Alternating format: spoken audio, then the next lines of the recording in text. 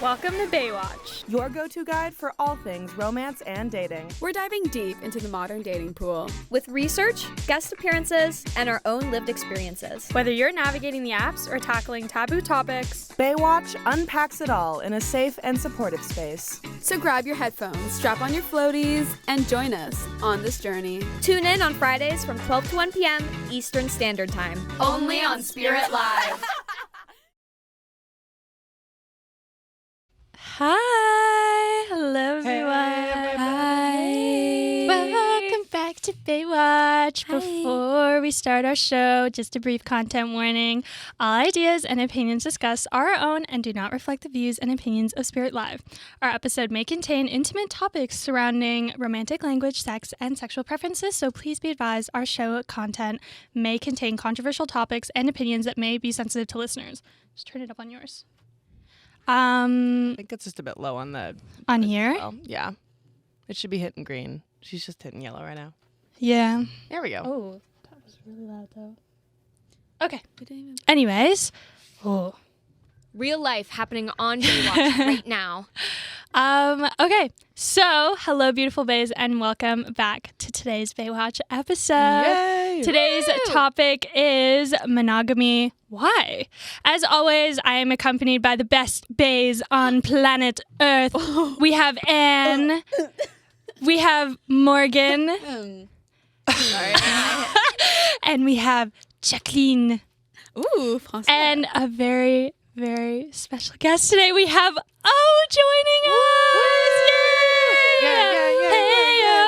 O is a 24-year-old media production student originally from Colorado who is non-binary, bisexual, and polyamorous because they can't make a decision to save their life. They are currently part of I'm so sorry if I can't say this right, quad polycule. Yep. Oh my God, nailed it. And have been living with their nesting partner and their cat Newton for a year and a half. Oh, that's actually such a cute name. What the heck? O is going to join in on our discussion today and give us some more insight into polyamorous relationships. Hi, O. Hi. Do you want to tell us a little bit more about yourself? We're excited to have you on today. Yeah, sure. I'm so pleased to be here today, talking about the poly life. I've been doing it for about 2 years. And it has been probably the best decision I have ever made. And so I'm really excited to share some of my world with y'all. Yeah, I'm excited. I'm excited to dive into your world. That's so beautiful. Yeah, that was so gorgeous. So today's episode will question monogamy and polyamory, diving deeper into the nature of these styles of relationships and what it's like to be in these relationships. Morgan will begin by defining monogamy and polyamory, and will then take over analyzing how the straight community has taken over certain elements of non-monogamous relationships. And then I'll jump in to discuss if monogamy and heteronormativity go hand in hand, to further analyze why monogamy has become the social norm. Finally, Jacqueline will tie everything together to finish off our episode with some more discussion questions, prompting topics such as cheating, setting boundaries, and being communicative. So let's jump into it. Morgan, if you'd like to go ahead. Hi, guys. Hi, Morgan. What is monogamy? What is That's what polyamory? You tell me, Morgan. Let's answer it right now. To me, monogamy feels like it's just two people. Two people who Folks. have a contract that they're only dating each other and nobody else. Exclusive, but this means that people can cheat on each other. There are rules to monogamy. Gasp. And I put rules because in my polyamory section, of course you need boundaries and stuff, but things like that in polyamory feels more like boundaries than it does in monogamous relationships. Monogamous relationships feels like there's rules. And polyamory, I feel like there's more boundaries. Correct me if I'm wrong. I would say even expectations as opposed to boundaries. Okay. There's a standard narrative of how a monogamous relationship is supposed to be. Whereas with polyamory, it's a lot more. Because it's sort of a different relationship style, you're communicating with each other, playing it by ear, figuring out what works best for us, the whole group, and working off of that to create your boundaries. Beautiful. Oh my god. Was that bad? I tried to press. Twisting the mic I is tried to gonna press the be- cough Yeah. button. I tried to press the cough button. Well, it happened. It didn't work. I have a question, or is it too early? No, please. It might be too early. No, go ahead. Because I know I'm studying like philosophy and love and sex right now, and we talk a lot about polyamory and like monogamy and stuff. And it's like I know like polyamory. You're probably gonna go into it, but we're also gonna talk maybe about like polyfidelity. I do have it written down Okay. here. Yes. Okay, Ooh. perfect. Then let's go into that. I have a Okay. bunch of like different like kinds of monogamy. I mean polyamory. Non-monogamous. Yes, non-monogamous relationships. There's like hierarchical polyamory, polyfidelity, kitchen table polyamory, parallel polyamory, relationship anarchy. That one was one of my favorites. I've never heard of that And like one. different ways to describe yourself, like poly, throuple, ethical, non-monogamy, open relationship, polycule, swinging. Do you feel like, There's- not to jump into questions too quick, but No, do you please. feel like when you were like first kind of like meeting the people that you were like, you know, hanging out with and like starting to like accept this part of your life, do you feel like you like struggled with the labels at all? Or do you feel like if anything like finding your label wasn't like a task per se? There's a lot of language that you have to learn when you're getting started out. But for me, that was an exciting process. I enjoyed, looking through what resources people had already come up with and seeing what words that they were using, and also, in that.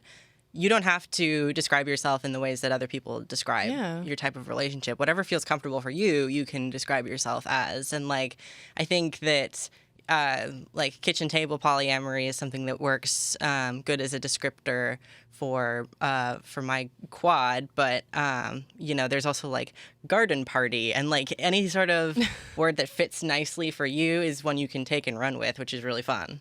I love garden party. Just like I love that so is much. That like is that literally just like It's a polyamorous relationship where everyone knows each other and everyone vibes. garden yeah. party? Who and doesn't love a so a garden garden party you would vibe. That's Yeah. so, I love that Yeah. so much. I love that. Everybody just frolics together. Then there's also parallel polyamory where you have multiple partners but none of them know each other. They know about each other, because I think that's a quintessential part of polyamory, is that there's dating multiple people Informed. and consent from other people, that you know that your partner is dating other people and you What are is it also called? dating other people and you're fine. Is my thing? Oh, it is on. Okay. Yeah, Yes, your microphone is on, Jacqueline. Sorry. What did you just call it? It was poly. What was it? Parallel polyamory, Oh, okay. where That's they don't know each other. It's interesting. It's like you know that your partner's dating other people, you're just not yeah. friends with your partners, with get your that. partner's other partners, Yeah.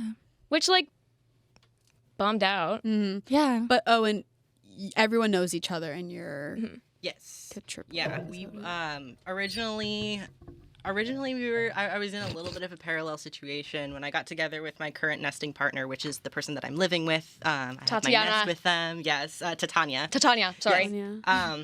She's amazing, and she was poly before I met her, and she had met other folks. And was dating them, and then eventually, we all started spending so much time together. So now the four of us are just all dating each other. But my my metamors, which are partners of partners, I have metamors. So some of the my other partners are also dating other people that aren't dating me, but Yeah. I know them. I've met some of them, and some of them I don't actually. I haven't met, but I know what goes on in the sphere. I'm just picturing like the littest birthday party ever. Yeah, no, everybody's having a great time. Yeah, that list of like everyone is like there's this Yeah, long you just list. keep going. Yeah, I love it. I had my birthday party at Sapphic Night at Oasis, and Oh, it was that's the coolest thing I have beautiful. Whoa. That sounds fun. Cool. I love that. But I have a couple questions for you, O. Absolutely. About polyamory. Was there anything, this feels like a kind of stupid question to ask, but was there anything that like inclined you to explore polyamory? I think I've always been interested in the idea, but I always thought that it wasn't something that I was really allowed to enjoy. Even in previous monogamous relationships, I always had this craving to share my love, and in some cases that was an issue, because people would. There would be problems with jealousy, and I have never really been a jealous person. I have always wanted the people that I'm with, I've always wanted to see them with other people too. Like, that is exciting to me, and I always thought that I was weird for that. But exploring poly, it was like, oh, this is something that you can do. This is a possibility, and that was very, very exciting for me. What are some misconceptions about polyamory that you've encountered the most, and which one is the silliest one that you've heard? The thing that I find so bonkers is that people are so like so mean about polyamory for no reason. Like people who are like progressive in every other front, I think that they had a bad experience with somebody who called themselves polyamorous when they were really cheating or something like That's that. what I was saying. I feel like a lot of the time it comes out of like just being uneducated about it and not like going out of your way to like learn properly about it. And Or- then people just like slap that on there and you're like, whoa, that's not. Or yeah. just straight like misuse. I feel like manipulatively as well. Like yeah, that's the whole misuse. part of it too. Mm-hmm. Because that's the thing that can happen for sure. Like people can abuse the label of polyamory and be, use it as an excuse to just do whatever they please, and that's not something that's, your relationships won't last if you do something like that. Yeah. And I have all kinds of my notes, my little notes all about this, by the way. I don't think that it's. I think people think that it's easier than monogamy, and I don't think that it's easier or harder. It's just different. Yeah. There. It's a good perspective. For sure. Yeah, there are some things that are very unique joys that come with being poly, but there are also some very unique, difficult challenges. Like I've had to see people that I love go through breakups while I was in a relationship with them, and that, tough. while it was heartbreaking to see, also gives you really interesting insight into how that person grieves a relationship and like what the end of a relationship looks like for that person. So you learn a lot more about them, seeing them go through that. And I think the other big misconception with polyamory is that anybody who's poly is like a very social person who's always out and about.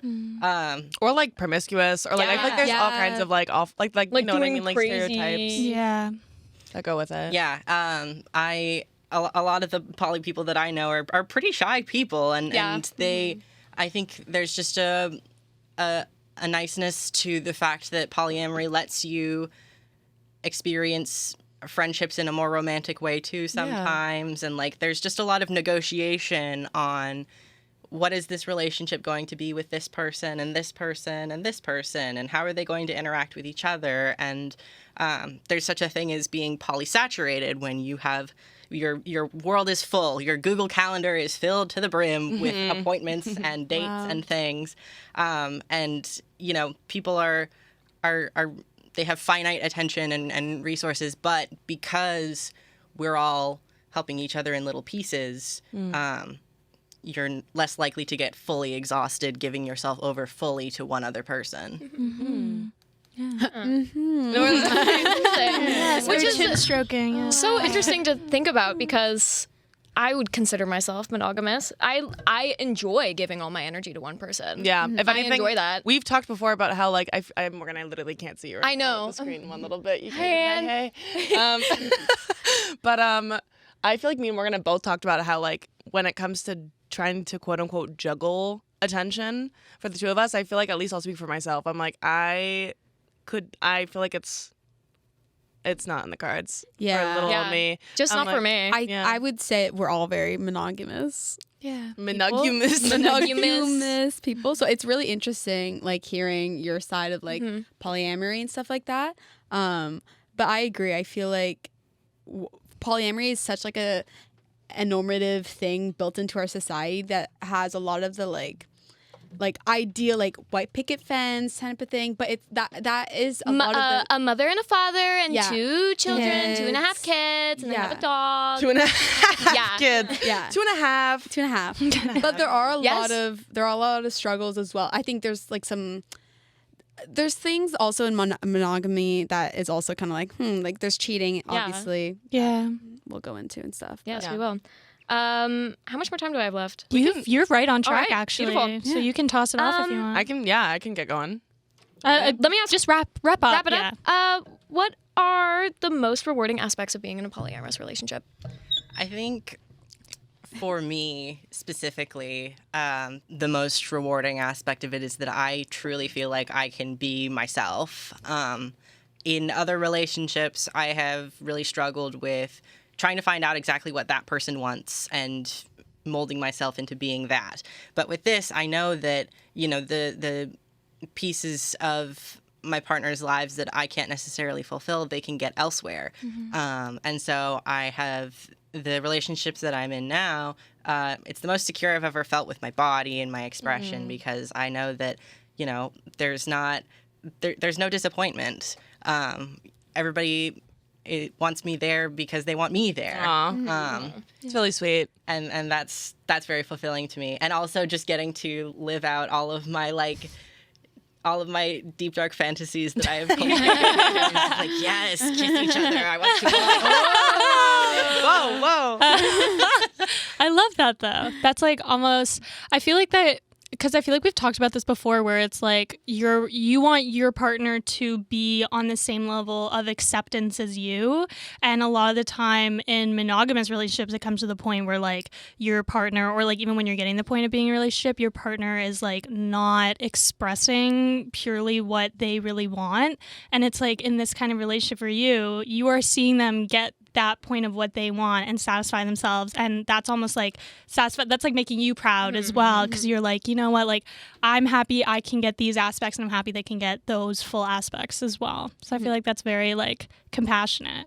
And we're all also we're all some different flavor of trans. Yeah. So there's a lot of really fun and interesting things that we can do with playing with our gender presentation and our different dynamics in the way that we interact. And that is very exciting. Yeah. I can get going with my little segment. Get going, Ian. My little bit that I wanted to talk about was kind of a more straight monogamous perspective on kind of like the co-opting of like queer culture, or just like in general like polyamorous kind of like tendencies in terms of like more or less straight men, and how with things like dating apps or just like modern dating culture in general, how I feel like with casual sex being on like the uptick with how disposable everyone feels with technology, I kind of feel like kind of how like straight men tend to, in like more straight monogamous relationships, will kind of manipulate using polyamorous language and things like that to try to like kind of get what they want and just self-benefit. So I thought we would start some discussion points and get the room stirring with those thoughts. I kind of touched on it a little bit, I feel like, just there, but do you guys feel like the mainstreaming of kind of like casual dating culture, even just like access to things like Tinder, do you feel like, also considering that kind of like originated a little bit more in queer spaces, I would argue, with like Grindr even being like established a bit sooner, do you feel like that's really influenced straight dating norms? Like, how do you feel like that's...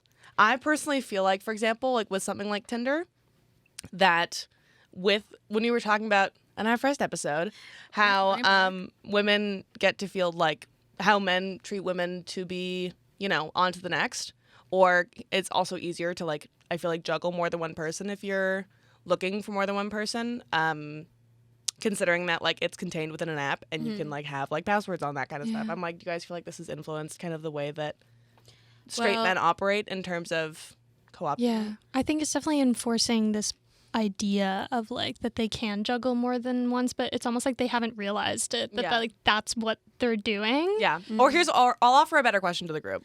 Oh, wait, do you feel like these men are secretly polyamorous and waiting for the right... No, but I'm dead serious. Do you feel like they're secretly polyamorous but have never been given that card as an option? Yeah. Or do you feel like it's something else? And if so, what? I feel like I understand where that might be like, like if they want multiple partners, then they must be polyamorous. Or I'm like, is this just toxic masculinity? I think it might be.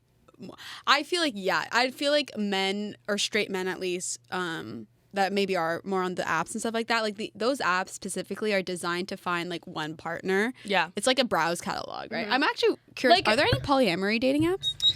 There's not any that's specifically for polyamory, but Field is one that a lot of poly people use because you can have you can add a partner to your profile, so you can use the app like together, officially sanctioned, and I've used Field before, but these days, like most of the meeting that I do is out in public because people on the apps are, the apps are designed to be a game. Yeah. Yes. We've talked about this is our first This episode. is Yeah. This is an endless talking point. Yeah. Very much like who's gonna win first, who's gonna take the literally. final, Final Who's round. gonna collect all of Final these, round. like Pokemon. Literally. these gems. All the Infinity Stones. Yeah. Yeah. But that's literally what it is. Like when You oh, don't. I'm You honestly so don't need to sorry. move it. I don't. You can keep it between them because I have the levels. like good enough. So Okay, you're cool. So we'll stop the microphone screeching for you guys for now. Just if you guys want, that's fine. Yeah, Yeah. just let us you wanna know. screech, Let us know in the chat. Like if you guys are gonna be picky, Call it's in fine. and then Yeah. But I feel like when dating apps were introduced, all these men were like, oh my God, look at all these women that I can have. I want them all. Yeah. I want to have them all. And it's like, if that's the case, then like explore polyamory, my friend. And you also don't have to stick with it for the rest of your life. You can do whatever you want. It's so true. You can have multiple partners for now, and then if you're older and you meet a nice person who you like very much and you want to spend the rest of your life with just them, you can do that too. That happens a lot. Yeah. To answer your question, Anne, I feel like that just kind of like made me think that Just like, eliminated you. Yeah. what do you mean? I just like that lit up an idea. Oh no, it did. You're like, I was like, it That's got my connected. gears turning. Second, I know the answer. No, but I was just thinking, like, yeah, it's so true. Like the guy's like, oh, I have unlimited amounts of like girls I can get, but I feel like in polyamory, it would insinuate that they're also allowed to also go find other people, but men don't want that. They want only the girls for themselves And control. Yeah, too. they want to be in It's just a control. matter- Yeah. Like I feel like there still is intimacy confining constraints. Obviously, that's like all monogamy. Like monogamy is like there's confining constraints that like with you're my partner, and we're sharing this intimacy only with us. But with polyamory, I think obviously with like polyfidelity, what that is like it's still you're in a relationship with multiple people, but you're in a exclusive relationship. So it's only you like four that are in. You guys can't see other people. Yeah. But so with straight men though, like the idea of like having so many girls on the roster feels like I think that's still monogamous because they just want them for themselves as like an intimate. Yeah. Like they don't want them to see other people. Yeah. I think that point that you added on it about oh my God, it like just slipped my mind, but the point that you added on, like, have they just never been introduced this idea, I think honestly goes into your either or of like toxic masculinity and the fact that like maybe they haven't been introduced this idea, but they also are not open to Or learning considering about it, it. or having friends that are considering exactly. anyone in their circle. And that anything in the closes- culture. So much of this also has to do with mainstream, I feel like. And like my thought process on coming up with like my questions was very much like, okay, well, these guys have never even gotten, when I say like haven't gotten the chance to play the card, I'm like, this is not only something that like socially I feel like is so much more. Just put yourself in a straight man's shoes. No, but I'm like socially. Just like put on my thinking cap for a second. What's happening? I feel like, oh my God, that just lost my train of thought so bad. That's so mean. I feel like not only does this like socially not get talked about, or it's just also a matter of circle. Especially, we're very lucky to be like in a lovely like downtown city of like, do you know what I mean? Like, of course, like you know, you're gonna meet different people. Whereas if you're in the middle of Alberta, sorry, Morgan. There's not very many polyamorous people in Alberta. No. Hey. I just mean I feel like those guys. It's not even like even dancing with the idea of being a part of the queer community in any sense is a threat to your masculinity. Yeah. And so I think that my just curiosity point was more or less from a perspective of I'm picturing the hypothetical where it's basically a monogamous relationship, straight guy, straight girl. Yeah. They're hanging out. Straight guy, straight They're getting, you know, they're moving their way they're through getting it the on. early stages of a Is that what relationship. you're about to say? And, you know, as many of us have had the experience of being like, I want to be something more. And he's like, oh, well, I can't be tied down. Yeah. And kind of and when I say co-opting, I mean things like saying that you're, you know, oh, I don't have one partner. Things like where I feel like it's co-opting language and specifically labels to try to not only manipulate women, but also mask manipulative tendencies by There's- using queer language to like kind of cover their ass. If that makes any sense to say a bad word. Morgan has her hand up. I think that there's one word that I keep doing it. Sorry, guys. I think that there's one word that I think straight men have co-opted a lot, which is that of ethical non-monogamy. Yeah. That's been used against me a couple times. And what is, sorry, can you like, Yeah. I know what that For is, the but for people at people that home. don't. For the people at home. I Asking for a totally friend. know. I totally. But Just- people who don't know. Yeah, just asking for a friend. Yeah. Yep. Yeah. I feel like I'm wishy-washy on what ethical non-monogamy is. But how do you can enlighten us understand a it? little bit? People have I've said that asked to you. Mika this before, and Mika was just like, Mika is my friend. Is Mika your partner? Yeah, Mika is part of the quad. And Mika's part of the quad polycule. Part of the quad. Yeah, it literally sounds like you're saying squad. I don't part of the squad. Part of the quad. Of course. Yeah, Part of the school. But I asked Mika one time to enlighten what it should me be on called. what ethical non-monogamy is, and he was just like, it's kind of just polyamory, where you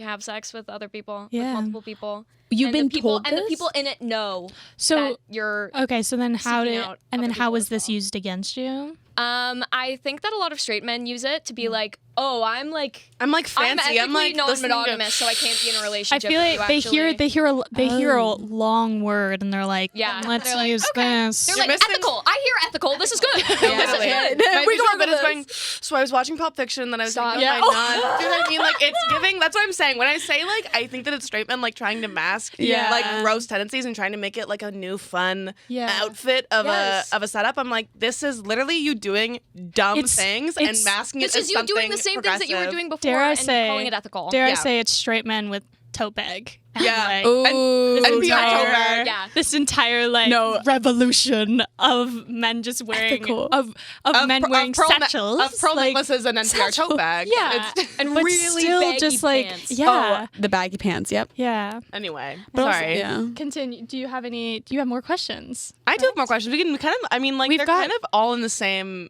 Vein. sphere. I can maybe ask like one more. I'm just trying to see. Give me 1 second. Do you feel like this impacts safety at all? Do you feel like in terms of like communication, consent, things like that, do you feel like having straight people kind of seep in on like kind of polyamorous queer dating culture and even enter those spaces physically? Do you feel like that at all jeopardizes anything? What's the impact, people? I think it's misuse and like Yeah. just Misunderstanding. misunderstanding, but a lot of the time it's misuse because they like like we said, like they hear the word and they're like, oh, I think that's what I'm doing. Yeah. But then misunderstanding is just like not even attempting or like learning the wrong things about it. Yeah. And then Yeah. misuse is just like using it without even knowing how to even use trying. it. Yeah. And like that is where it gets really scary, especially for whoever you're using it against, Yeah. because then you're like, even if the person you're using it against doesn't understand it either, then they have this whole perception of this idea that's being used against them that it's negative. Yeah. And it's like, well, no, if it's just like if it was understood in the first place and used properly, then your partner would feel a lot more comfortable and a lot more secure. Yeah. But since you haven't even understood it yourself, you're presenting yourself as unsecure Yeah. and like not taking the opportunity to like further your knowledge in it and then assist your partner in learning about it too. Oh, do you feel like representation kind of gets impacted in this? Because I'm from a straight girl's perspective who's looking for monogamous, like, long-term stuff.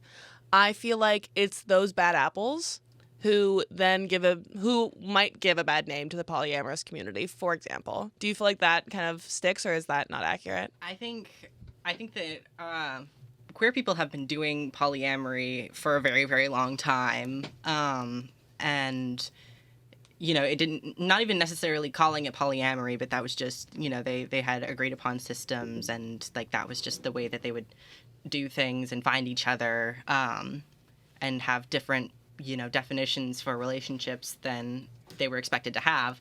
But I do think that a lot of the times when people are so vehemently anti-poly, it's because they've been in a situation where somebody has used that label as a way to take advantage of them or put them into situations without their consent, being like, no, this is the progressive thing to do. This is, you know, try something new, be adventurous. But like the crux of polyamory is communication and consent.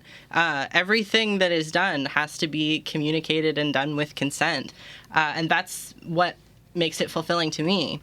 If there were situations where things were happening and I didn't know what was going on, that would be a huge issue. And that's been a huge issue in the past. And so I think that I don't want to exclude straight people from polyamory, because I think that there are plenty of straight people who could have very, very fulfilling lives opening themselves up to polyamory.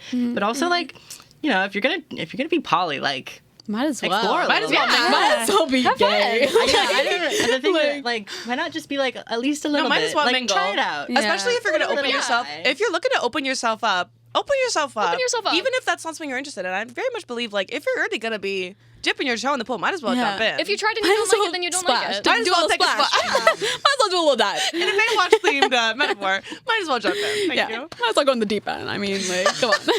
As long as, with the caveat that everything that you're doing acknowledges that the people that you are dealing with are other people, other human beings with lives and feelings, and everything that you do is going to have some sort of impact on them. That's the thing that I think that these straight guys that are not understanding what they're doing, they don't realize that every action that they have is not only impacting, the person that they're doing it directly to, but everybody in the vicinity. There are ripples. So actions have consequences. Yeah. Yeah.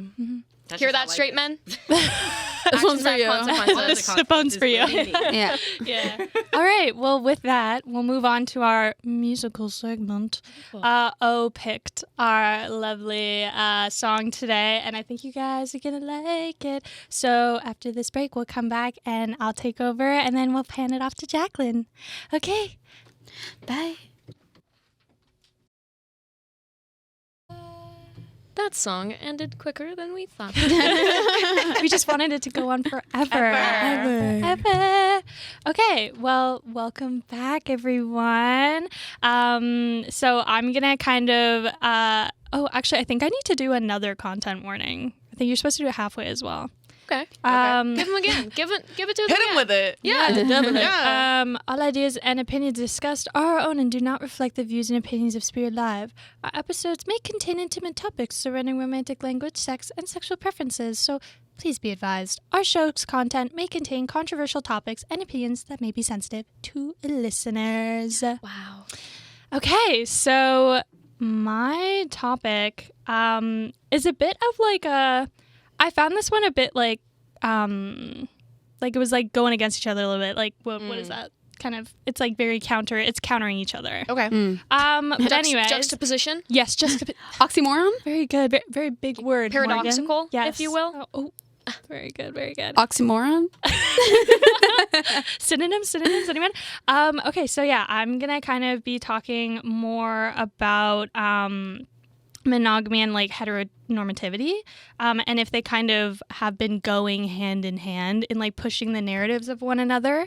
So just to start things off, I think heteronormativity is kind of like a really aggressive term. It kind of sets back the idea of like accepting different kinds of relationships. I think it's like very much used against certain like heterosexual people, but that doesn't necessarily mean that monogamy stands in the same sphere as heteronormativity.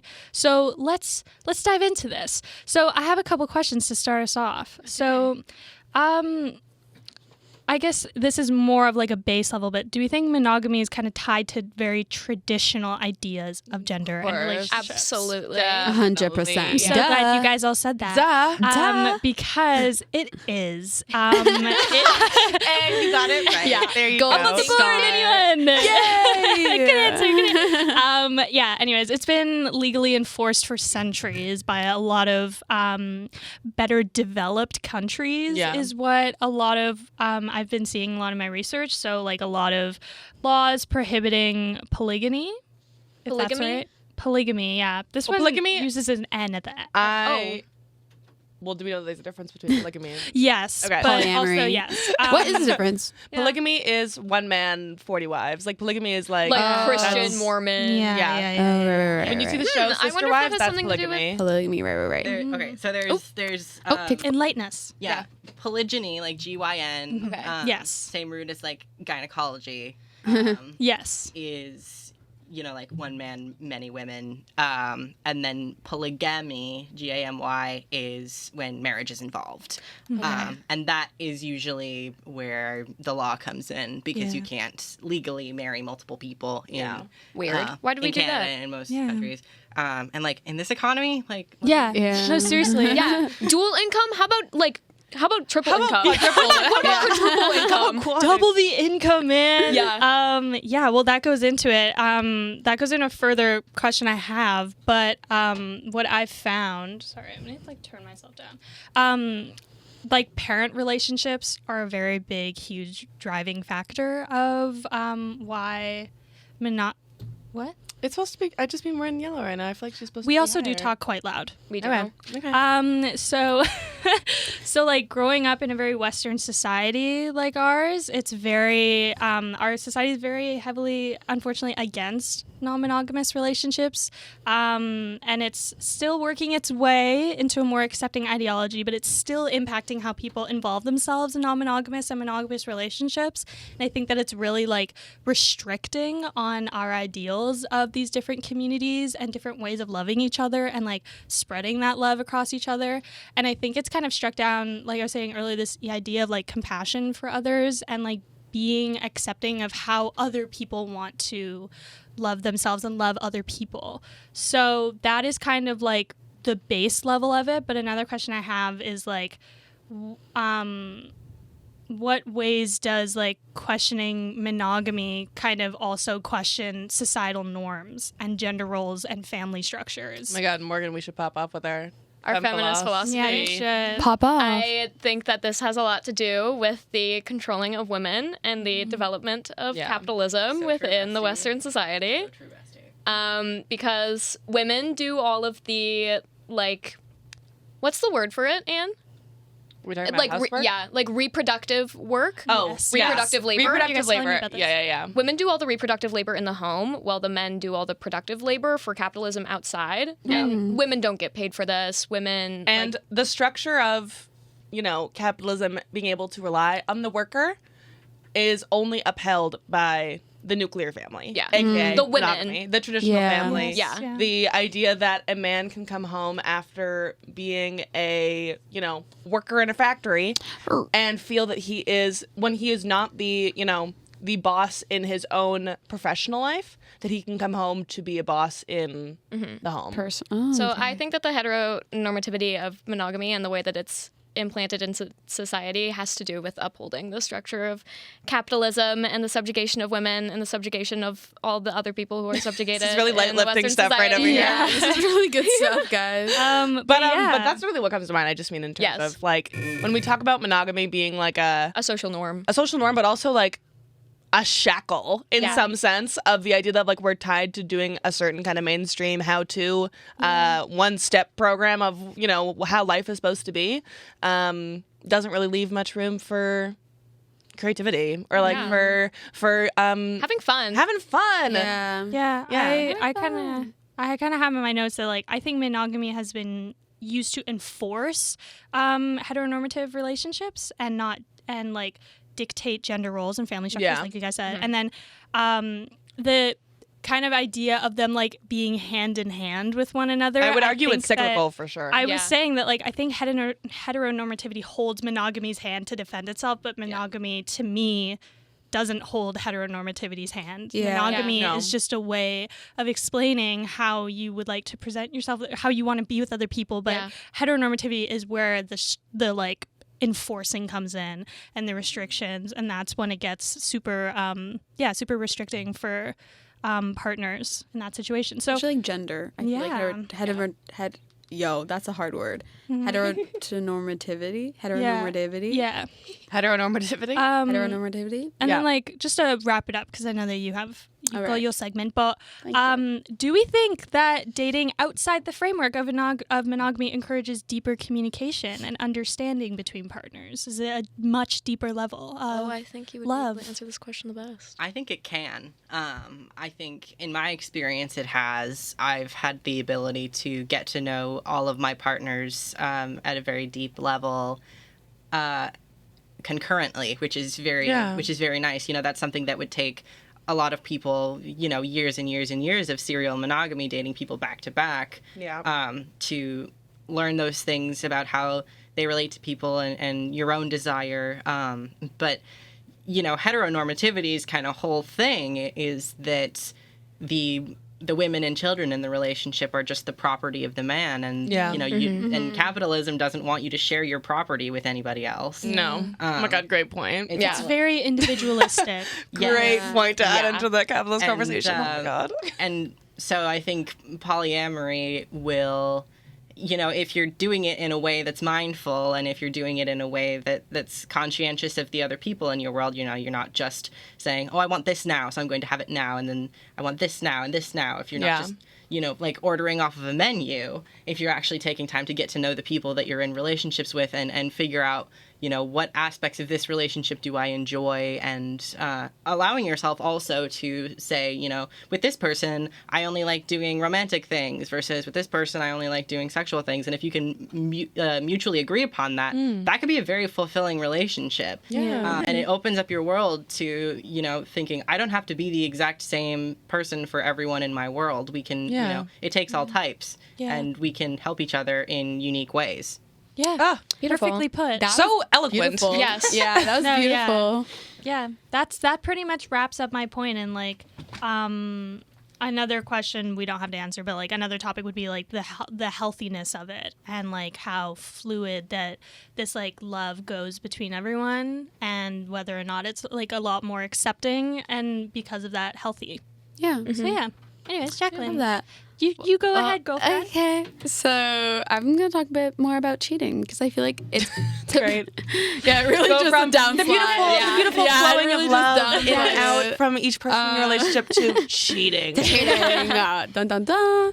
Well, I don't know. I feel like it's used often as like an argument maybe against polyamory or like monogamous, but there's can be cheating, I think, in like both monogamous and non-monogamous relationships. Absolutely. Yeah, for example, like in like what we think of cheating typically is like in the monogamous term, like in a, you know, kissing someone else, flirting, having sex with someone else, you know, like having an affair, being unloyal. But I feel like in non-monogamous relationships, there can be still an element of cheating if that a previous agreement is broken. Is the example in open relationships, they might have like rules where it's like, okay, we can sleep with other people just as long as, I don't know, example, like we don't know them, like we're not friends with them. But then if it's an agreement that we can sleep with other people just as long as we're not friends with them, but someone breaks it, then technically it's still cheating, but it's in a non-monogamous way. As well, there's different levels of cheating. You know, it's like, I feel like it's a scale. Sometimes it can either be like a deliberate act or like mistake or misunderstanding. And I think this kind of goes to show that I feel like it's hard to kind of like weigh it, but I feel like cheating is more so of a practice rather than like an identity. I don't think someone can just be like a cheater unless, I mean, they're constantly like Serial cheater. right? Yeah. Like unless they're constantly like going against their romantic and sexual identity. Like I said, a person can identify as monogamous, but maybe practice non-monogamy, you know, like cheating, so threesomes, swinging, like that's not monogamous, but they are saying they identify as it, you know? I feel like a lot of people, younger people maybe who are straight and monogamous are like, oh, I'd love to try a threesome, or like, oh, I'd love to try that, you know, but like they're identifying as monogamy, but they still want to try that. I would argue, not to totally change the subject, but that's like a total porn influence. If we have like porn, I feel like that's like a matter of, Yeah. specifically when I feel like I hear when men are saying that, they're like when straight men are saying that, I feel like they're picturing in their They're saying, I want two fantasy. girls. Yeah. And I feel like when women say it, it's I want two girls and a guy to be visually like satisfying my male partner. Do you know what I mean? The Yeah. idea that I'm my most pinnacle hot because I'm with another girl. Yeah. Do you know what I mean? Have you ever seen Challengers though? Sometimes. I'm just saying. I feel like in a general, I mean, this is a big generalization, but I feel like when it's people in our circle, Yeah. at least No, in I our agree. life, when we I hear agree. people say that at like a party or something weird, and they're like, "Oh, I would totally go for that." Yeah. I don't know if that's necessarily coming from an innocent standpoint of I'm curious on trying like fluid relationships. I feel like that is I want to have like some. A lot of people that use that as well just Yeah. like don't nope. don't kind of understand that they're kind of just like not they're just like throwing it But out also- there and they're not thinking about it. My deep- point is not to say that threesomes are bad. My point is to Yeah, say no. that I feel like when straight people are particularly when straight men or straight women are particularly inclined on it, not for soul searching fantasy satisfying reasons, but more so for a sex gaze It is a fantasy. I though, don't feel think, like I have though. the words Yeah. to say what I'm trying to say, but No, I understand. I what you're understand saying. what you're saying. Yeah. Yeah, but that just goes to show that I feel like you can identify something, but then Yeah, something else, definitely. like cheating. But even like a person who identifies as non-monogamous can also practice monogamy, and like maybe they are committing to their non-monogamous partners monogamously. You know, like a shot every time we say the word monogamy. Yeah. that's funny. But yeah, this kind of just goes to show that anyone is capable of saying they identify something, but in reality practice the complete opposite. I think that there's a lot of like stigma around like the need to put a label on yourself. And there's not a lot of we don't give people a lot of room to just explore things just without needing to put a label on it. Yeah. I find that as well. Yeah. Is like either when I'm talking to you guys, or I'm talking to other people, or like even analyzing myself in a relationship. It's just like it's become very normal to like immediately put a label on it. It's like, why can't we just like Be cohesively Why can't we just chill for a exist in the sec? same Like, sphere? God. And things Yeah. can change also. Yeah. That's why I like the label queer, because it's so ambiguous. Yeah. And you know, when it comes to cheating, there definitely is cheating in polyamory is really considered when agreements are broken. Yeah. And it makes sense because even in a monogamous relationship, different people's boundaries of what is cheating can be wildly different. Yeah, exactly. And a lot of the times it's very normalized to just, have your internal definition and not share it with anybody else. But in polyamory, it's encouraged to discuss, what do you even consider sex? The boundary there is that's something that's wildly different based on Strive the for individual. that type of communication. Like, literally hard to come by. I literally had I made a Google form that I had each of my partners fill out that takes like 45 minutes that goes through Stop. a 45 want minutes. list. Hey, yo, you of, want to like, share that or? Yeah, Where can I find this? Yeah, reach out to me. I have it. I can share it with anyone. But it's like it goes into detail of like these are activities that I'm interested in, things that I'll try, or things that I have a hard boundary on. And just like starting off with that has been very helpful. And it's dorky. It's so dorky, but it works. But it works. It's effective. Start giving your partners Google Forms, guys. Yeah. No, literally. Normalize collecting data. Yeah, and before analyzing Everybody such. else is collecting your data already. Yeah. So. Okay, well, Get on top of that it. is- I think that yeah, is- that Yeah, pretty much sums that's it our up. time. That's the we're at Well, time. we're at- that was we're a at perfect time. time. That was a perfect way to end it. Yes. Communication is always the answer. Yes. True. So thank you, O, for joining us Thank today. you, It was O. just Thank a you so great much. conversation. I feel to be honest, I feel more educated about it because I was 100%. very, But this hath been Anne, and hath been Morgan, and hath been Jacqueline, and hath been Aimee. And we'll see you next week for our last episode of Baywatch. Wait, ever?